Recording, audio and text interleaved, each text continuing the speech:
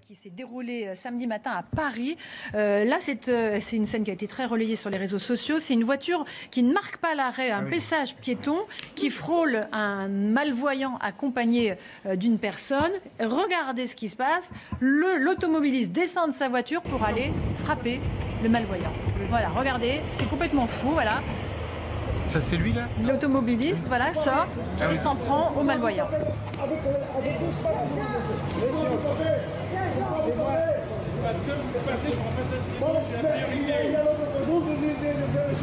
Mais oui, ça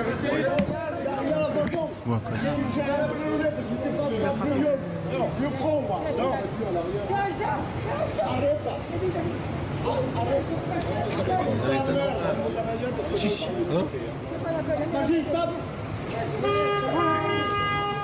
Voilà, donc il s'en prend d'abord à l'accompagnateur de ce malvoyant, puis au malvoyant, et la personne en blanc et sa compagne qui tente de s'interposer.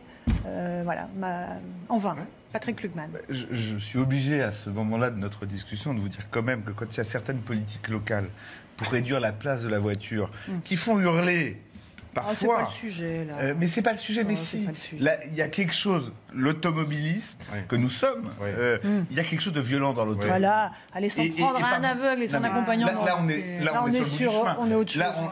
On est sur le bout du chemin. Mais combien de fois. Mais regardez. Laurence Ferré, combien de fois chacun d'entre nous, dans le trafic. C'est l'ensauvagement de notre société qui est en jeu aujourd'hui.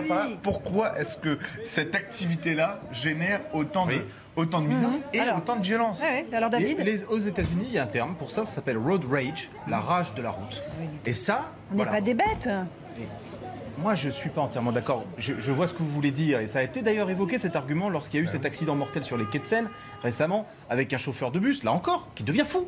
Et qui, dans un moment de rage, recule et tue, avance son bus et écrase la personne avec qui il était en train de discuter. Au volant, parfois, David, terminé. Donc, il se passe des choses étranges. On devient fou. Les gens deviennent fous. Mais moi, je ne suis pas d'accord avec l'idée de dire il y a beaucoup de travaux, donc comprenez. Non, il y a la responsabilité individuelle. Puis même bien sûr, on n'a pas d'émotion. Heureusement. Mais là, c'est du même. Enfin, m'excuse, mais pour moi, c'est du même niveau que le jeune de 20 ans. C'est du même niveau, ça.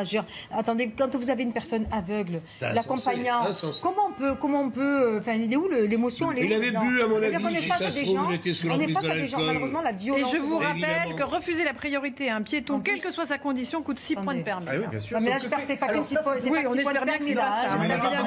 On est sur de la violence sur une personne handicapée. On est sur des violences aggravées, d'ailleurs. Laurence, je voudrais permettez-moi de rebondir sur ce que vous venez de dire, parce que ça, c'est très important. Ça a été voté il y a quelques mois à peine. Refus de laisser passer un piéton sur le passage clouté, 6 points de permis. Vous allez à Londres, il n'y a pas une voiture qui ne s'arrête pas au passage piéton. Nous sommes, et je l'ai déjà dit ici, nous sommes les pires automobilistes du monde, ou presque.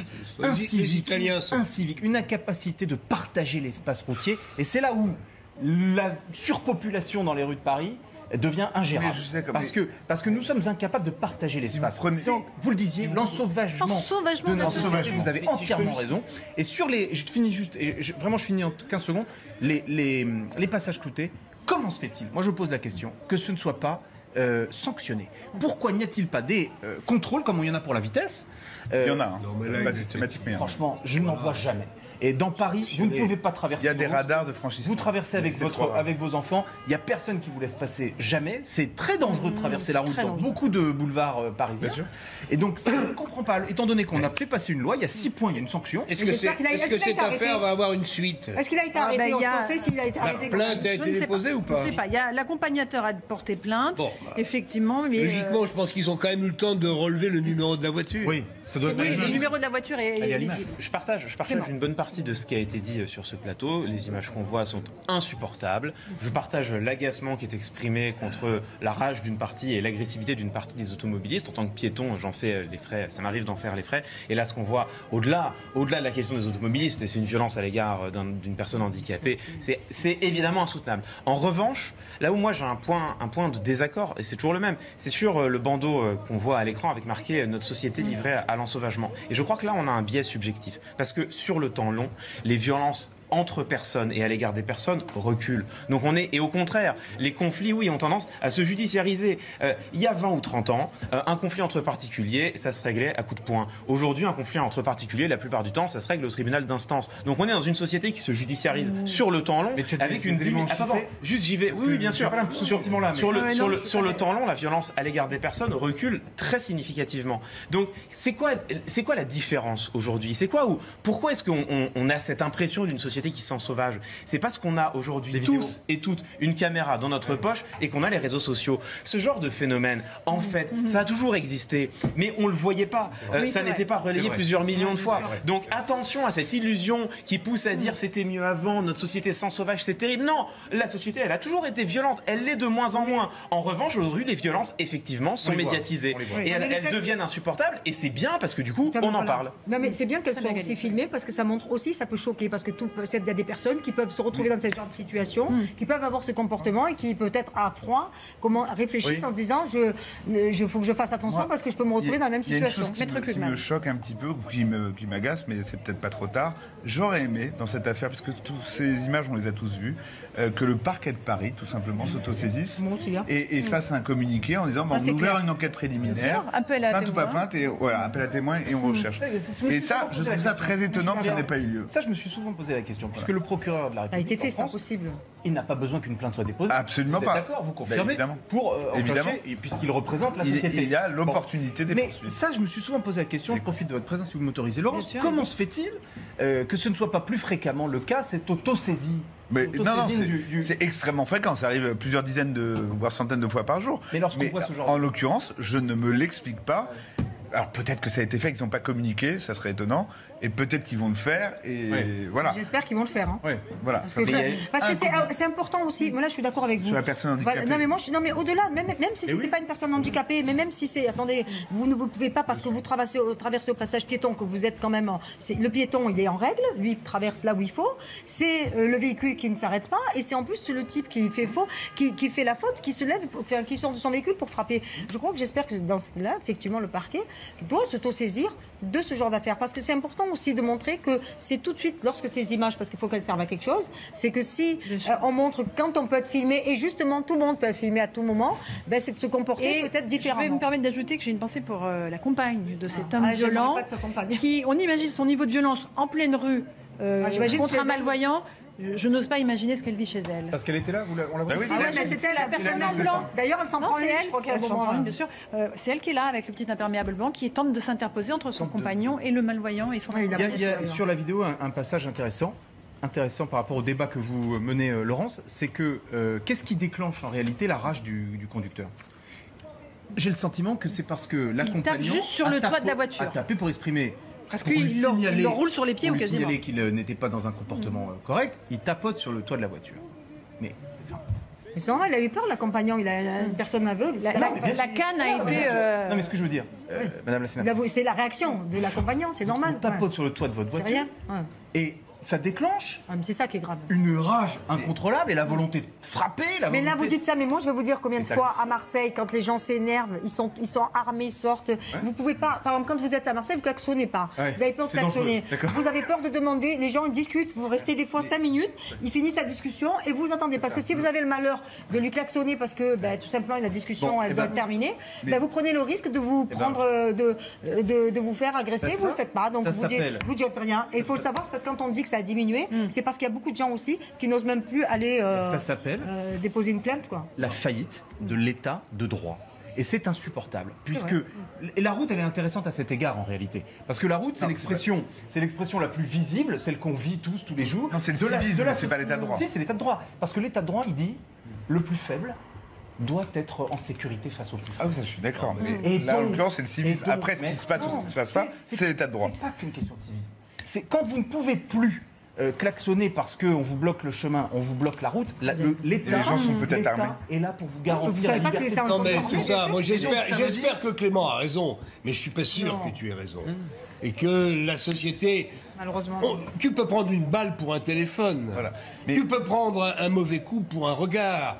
Il y a des comportements aujourd'hui que nous ne connaissions pas il y a quelques années. Je souhaite que tu aies raison et que de plus en plus tout ça se termine devant les tribunaux. J'en suis pas tout à fait sûr. En fait, il y a vraiment une illusion qui est que bien sûr que les faits divers en tant que faits sont dramatiques et ils sont choquants, mais ce qu'il faut regarder, c'est les phénomènes, c'est-à-dire leur agrégation. Et dans l'agrégation, encore une fois, les violences faites aux personnes sur la longue durée ont reculé très nettement. Il y a un fait divers que je ne peux pas occulter, qui est à mon avis l'un des pires faits divers qu'on a eu ces dernières années. C'est une famille qui part en vacances chargée pour retourner au pays, comme on dit, et quelqu'un leur barre la route.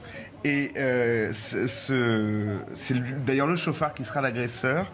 Et il y a une dispute qui commence sur l'autoroute et le conducteur du véhicule qui partait en vacances va être massacré devant sa mère et ses enfants. Je ne sais pas si vous vous souvenez, c'était une affaire sur la 13, en région parisienne, en départ en vacances, et c'est un début de conflit de la circulation, et le type se fait massacrer sur l'autoroute, il meurt sous les yeux de sa mère et de ses enfants. Ça a été jugé après par la cour d'assises. Et voilà ce qui traduit bien l'ensauvagement sur la route. Juste une précision sur ces images, elles proviennent effectivement d'un cycliste qui a, ou d'une moto qui a une GoPro sur le casque, parce que de plus en plus souvent, il faut pouvoir prouver sa bonne foi dans le cas d'accident en région parisienne ou ailleurs. Que les villes sans voiture sont des villes moins violentes. Je pense évidemment à Copenhague ou à d'autres villes. Donc je vous dis que quand il y a des politiques de retirer la voiture dans la ville, évidemment, sur le temps court, c'est très difficile, ça génère des nuisances, mais la vision d'une ville où il y a moins de place pour la voiture, c'est aussi des villes. C'est vrai, mais on ne peut pas tous faire de la trottinette. Clément, un dernier mot. Alors, il y a une étude que j'ai vue passer il y a quelques semaines, alors je n'avais pas prévu d'en parler, mais je pourrais vous retrouver les références si vous voulez, qui comparait les risques perçus et les risques réels. Et ce qui est très intéressant, c'est qu'on demandait à l'ensemble des interrogés quels sont les faits dont vous avez le plus peur. Et ce qui revient sans surprise, c'est la peur de l'agression, la peur d'être assassiné, la peur du terrorisme. Et on comparait ça avec les risques réels. Et on se rend compte qu'en fait, individuellement, bien sûr que le terrorisme est toujours dramatique quand il frappe, évidemment. Bien sûr que ce genre de faits divers, parfois même quand ils vont jusqu'au meurtre, sont des faits qui sont dramatiques individuellement et tragiques pour les personnes. Mais en fait, à l'échelle individuelle, on a beaucoup moins de chances de mourir d'une attaque terroriste ou de mourir assassiné dans la rue que de mourir par le tabac, l'alcool, les accidents de la route, qui sont en fait les violences conjugales, qui sont les véritables drames de notre société. Absolument. Un dernier mot là-dessus, Jean-Claude, encore une fois, sur cette affaire. C'est que j'espère que ce monsieur, dont nous voyons les exploits depuis déjà un certain temps, va comparaître et qui va recevoir ce qu'il mérite, parce que honnêtement, bon, la mort du pêcheur, il y a la plaque d'immatriculation, il y a tout. La sanction, l'exemple de la sanction, c'est quand même quelque chose qui compte. Je suis d'accord avec toi, mais je parle sous votre contrôle, maître, mais la qualification des faits. Bon, il y a refus de... Ah non, ça c'est... refus de priorité à un pied. Okay, et ensuite violence. Violence aggravée. Violence aggravée. Aggravée sur une personne handicapée. Violence aggravée. Alors c'est quoi Et violence aggravée. Suppression du permis 6 mois. Crois-moi, il ne va pas rigoler. Violence aggravée. Il faut regarder le quantum de l'ITT. Rien, zéro. Oui, mais il y a aussi un ITT. Il y a aussi un ITT psychologique. Inférieur à 8 jours. Oui, c'est pas grand-chose, mais il peut y avoir un ITT psychologique qui est plus important. Bref. Donc, le quantum de la peine dépend de l'ITT. Donc, je ne veux pas dire de bêtises. Mais bon, effectivement, c'est 1 an, c'est 2 ans, ça peut monter à 5 si c'est très aggravé. Il n'a tué personne, mais tout le monde a vu ce spectacle. Il mérite une sanction et j'espère qu'il la recevra. Moi, je la mort de personne, mais franchement, c'est pas bien. Et pour terminer, la préfecture de police a donc ouvert une enquête après cette absolument inacceptable. C'était déjà fait ou bien c'est l'appel de... Elle a été faite. Elle a été ouverte assez rapidement puisque cette scène a été largement relayée sur les réseaux sociaux. J'espère qu'on aura les suites parce que c'est vrai que c'est important de montrer ces images, même si elles sont des fois compliquées et dures à regarder. Mais ce qui est important aussi d'expliquer aux Français, c'est qu'ensuite qu'on dise ce qui s'est passé derrière. Qu'a fait la justice, parce que c'est bien aussi de bien comprendre. Et c'est aussi, ça doit être pédagogique. Je suis désolée, mais c'est important pour que tout le monde comprenne. Parce que j'imagine, on dit l'aspect, même s'il n'a pas eu d'ITT, parce que la personne... Mais là, quand on ne voit pas et qu'on imagine...